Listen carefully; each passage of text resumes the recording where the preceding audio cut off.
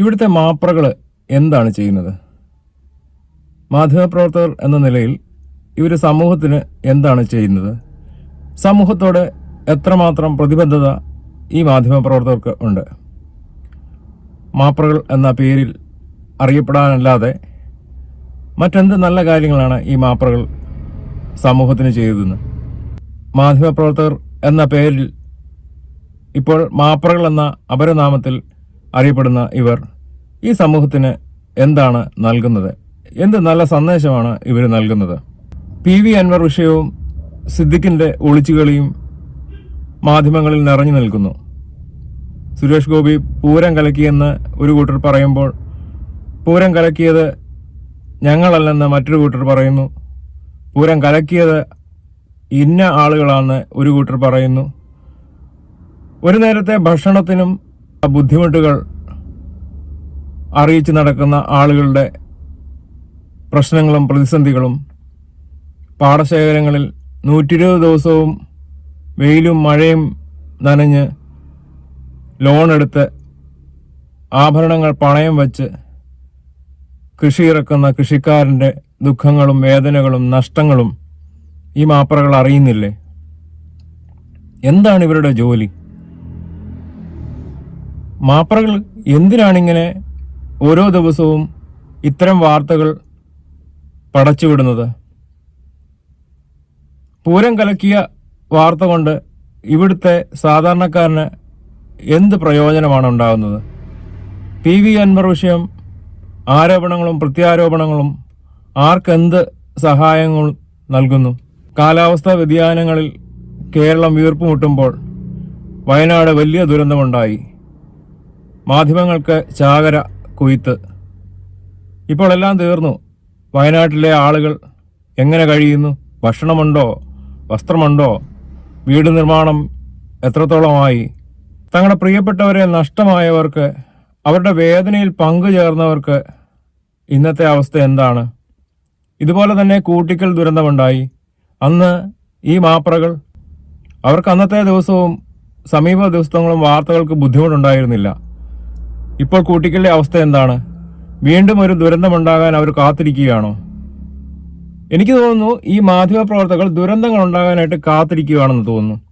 അവർക്ക് പ്രത്യേകിച്ച് കഷ്ടപ്പാടില്ലാതെ വാർത്തകൾ ചിത്രീകരിക്കുവാനായിട്ട് സാധിക്കുന്നു. സമൂഹം ഇവരെ എങ്ങനെയാണ് കാണുന്നത്? ഈ കേരളത്തിന്റെ അവസ്ഥ ഇങ്ങനെ പോയാൽ എങ്ങനെയായിരിക്കും? എന്തെല്ലാം പ്രശ്നങ്ങൾ ഈ കേരളത്തിലുണ്ട്. നല്ല റോഡുണ്ടോ?